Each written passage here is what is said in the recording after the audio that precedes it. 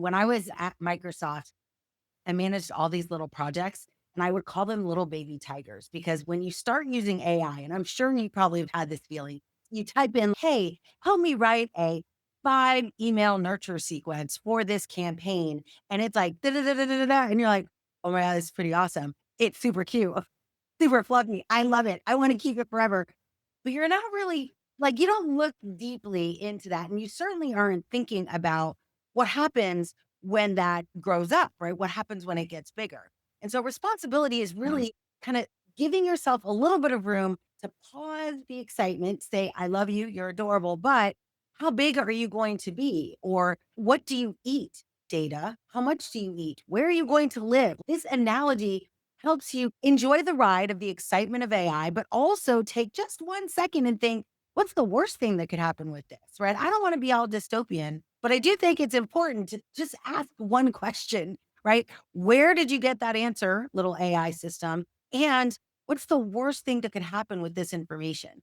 And I think those two questions are very rarely asked in the beginning because we're so enamored with the really cool 5 sequence email nurture series they wrote for us because that was something that took us months and maybe some of us Right. did it because it was so hard. So I think there's two interesting things there for me. One that you mentioned, I think I hit a lot on this podcast is like, does it scale? Like one person could use AI to scrape email addresses and spam the hell out of everybody, and it wouldn't be that big of a deal. But Right?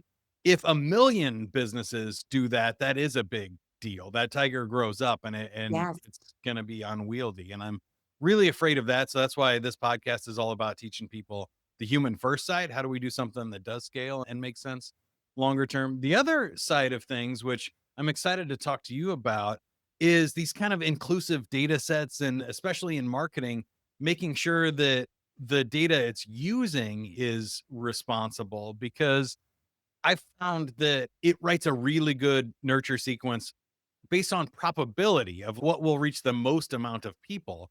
But good marketing is targeted towards very specific groups. And then Right? also, if you're looking at sort of majority rule, that leaves out a lot of people as well. So I think when you look at that part of your tiger analogy, it becomes very interesting to me. And I haven't had those conversations yet. Can you tell me how you think about the data and where it's coming from and whether we can trust that part or not? Yeah, and here's I think the maybe surprising part is that it's the one part that makes it human first, right? We as the practitioner with our lived experience, with our knowledge of the niche that we're going after, our knowledge of the customer, right? We actually control what that data looks like, what good looks like. A machine has no idea, to your point, right? I think a lot of people misinterpret that when they talk to ChatGPT, especially, and maybe this is the first lesson, right? When you talk to a model, if you're not paying to use that model, by default, you are paying with something, right? And typically I say, I will ask an audience, like, what are you paying with if you're not paying with money? And people will pop up things like your data. And I'll always be like, your soul. Like literally everything. Right. Yeah. Everything in your Certainly for social media and some of yeah, the other yeah, stuff. like your Yeah. mind, your every idea you've and that currency. So no matter what, when you're talking to an AI system, you are transacting in a currency, and that currency is either data or money. And in most cases, it's way cheaper to give them money than give them your data because that data that you're giving, right, is the bloodline of your business. It's the knowledge that you have.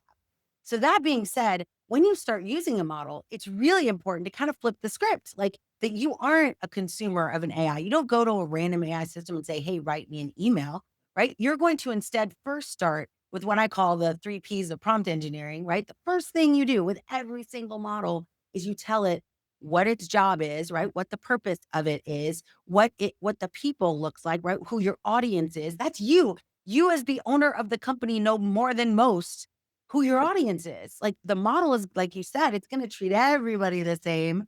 It's going to give you this super generic outcome. But if you tell it, no, I want you to do this with this purpose for these people. And if you're great, you're going to also tell it who it's not for, right? Who is Mm. this for? Who is it not for?